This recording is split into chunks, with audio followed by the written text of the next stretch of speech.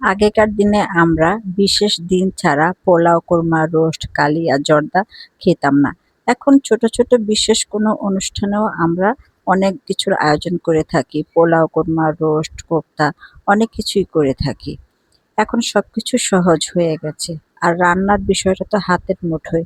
YouTube খুললেই আমরা সব রান্না দেখে শিখতে পারি। সেজন্য আমাদের আর বিশেষ ব্যাগ পেতে হয় না। আজকে আমি একটু রোস্ট রান্না করছি। আমি একজন মা যে কিনা সব খাবারে আলু দিয়ে থাকি। আমি রোস্টের জন্য প্রথমে আলু ভেজে নিয়েছি।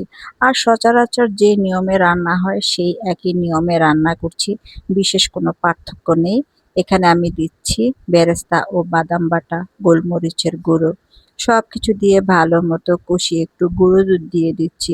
গুঁড়ো দুধটা দিলে একটা ভালো ফ্লেভার আসে আর ঝোলের টেস্টটা অনেক গুণ বেড়ে যায়। এই তো আমার রান্নার এই পর্যায়ে কষানোটা ভালো হয়ে গেছে। এখন দিয়ে দিব আলু। আমার ২ বাচ্চা আলু ছাড়া কোনো তরকারি কল্পনাও করতে পারে না। জিরার গুঁড়ো দিয়ে দিলাম। এই তো হয়ে গেল আমার রোস্ট রান্না। আর এই রোস্ট খাওয়ার জন্য আমি একটু সাদা পোলাও করে নিব।